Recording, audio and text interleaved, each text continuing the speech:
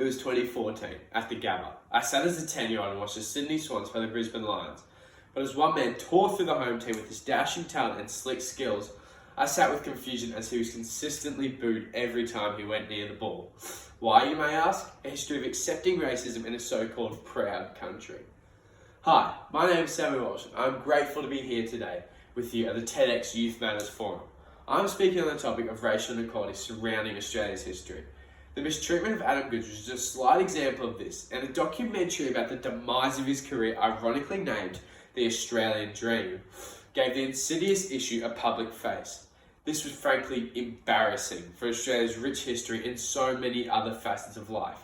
It is intrinsic for the future of Australia to ensure we continue to progress as a society and tackle the issue of racism head on. Australia is a nation fabricated on racism, discrimination and bigotry, and the Aboriginal people have been at the forefront of subjection to this systemic racism for generations. This must be eradicated. To do this, we must ensure the top of the system, our elected representatives, are held accountable for the gross mistreatment handed down. Only when we see real leadership will the rest of the country be sent an integral message that this racism must be terminated.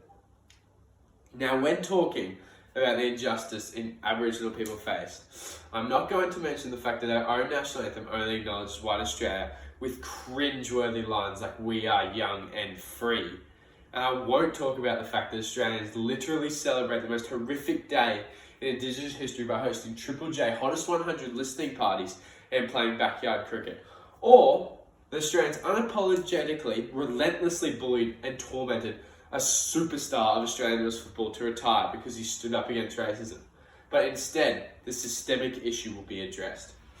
As we marvel and condemn America and other nations across the globe at their issues, our hypocrisy has been unwavering as we continually choose to ignore what is in front of us. The media attention given to Americans' issues has been met by smugness and arrogance by Australians who believe that what has transpired in America is quite literally a world away. Our national leader, Scott Morrison, has also contributed to this discussion. Formerly dubbed Scotty from marketing, his ability to be able to advertise what he's doing rather than actually doing it explained. And so as upsetting and terrible as the murder that took place, and is shocking, I just think to myself how wonderful a country is Australia.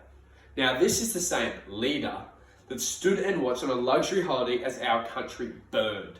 So we should not take anything he says too seriously. But 434 Indigenous deaths in custody have been recorded since 1991. An embarrassing and shocking statistic. But it does not happen in Australia, right, ScoMo? Australia's so-called non-existent issue with racism was corroborated in an article that was posted on The Conversation by Talia Anthony. Around the same time that we looked down our noses at the American people and spread advocacy through worthless Instagram stories, a horrible miscarriage of justice took place on our very own shores, facilitated by our very own justice system, carried out by our very own police officers. The people we trust to look after our welfare and safety on a daily basis took their power and murdered a defenceless, unarmed citizen named David Dungar Jr., a proud Aboriginal man in cold blood, all as he gasped the words, "I can't breathe." Sounds familiar, right? Yes. And while America protested, Australia sat back and watched one of our own get his life cruelly snatched from him.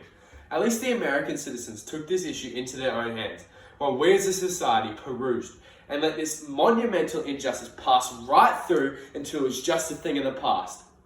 12 years ago, the Australian government did decide that enough was enough. And Kevin Rudd took the step to apologise to these First Nations people that were ripped from their homes, never to see a family member again. The fact that Australia as a nation finally said sorry a mere 12 years ago is appalling. And what has happened in these 12 years since? Increased emphasis on education for Aboriginals? More representation in the justice system? No. Instead, the same treatment has been dished out. As of 2018, the First Nations people consist of 27% of the national prison population, despite only making up 2% of the actual population. The deaths in custody rate have also continued to rise. While the apology was an important step in the right direction, the inaction that has developed since this has meant that the former Prime Minister's empty platitudes and shallow words mean nothing. The systemic injustice faced by Indigenous people is put plain and clear in an editorial by the Sydney Morning Herald. more than half of Indigenous adults who left prison between 2017 and 2018 re-offend within the next 12 months. Now, we must ask ourselves, why is it so common for these people to re-offend? Could it possibly be the education and rehabilitation system in jail is not good enough? Or that they are over-policed and treated unfairly by judges? But no. Ask any one-eyed, conservative, Alan Jones-loving Australian, and they will tell you that Indigenous people are the ones committing the crimes, and it is not our fault. We invaded their shores some 250 years ago. We stripped them of their rights and culture. We raped their women and massacred hundreds. But we claim that it is their fault that we have instilled in them a culture that means doing anything for survival. Our national anthem states, "Australians, let us all rejoice." Well, there certainly has not been much to rejoice about for the Indigenous people. Of course, as always, egotistical and erratic Andrew Bolt must give his voice to his discriminatory and xenophobic ideals. Andrew Bolt caters to 68% of his listeners being over 50, mainly those responsible for the whole of Australia's dug itself regarding racial inequality. But Jones, being the polarising character that he is, states, Australia is the least racist country he has been in. Aboriginal people are the most incarcerated in the world. Fact. And while crime rates continue to drop, incarceration rates continue to rise. Deaths in prison rates have continued to rise, and young Indigenous people are more likely to end up in prison than graduate secondary school. So how does Alan address this? He simply chooses to not mention facts, but instead mentions personal opinion in an attempt to sway his weak-minded, ageing audience.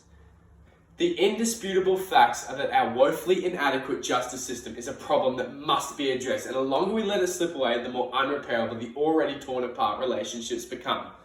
More Indigenous representation is an obligation of the justice system and Parliament in order to allow the Indigenous people to have a voice, something that has been stripped of them for generations and generations. The Greens Party have pledged $20 million to end the disproportionate incarceration rates by 2030. By 2030, us, high school students, will be able to vote, to leave our mark on the future of Australia. And while the Greens may not be a party of choice, we must urge and pressure whatever political leader we choose to introduce the same policies. On the contrary to Kevin Rudd's apology, we must not mutter shallow virtues that we do not follow up with. It's time to protest, sign petitions, and do whatever is necessary. Because at the moment, Australia is a lie. The egalitarianism that we pride ourselves on is a lie, and is used to hide the generations of injustice at our hands. And until we take action, the underlying racism that is plaguing Australia will ensure our country cannot progress.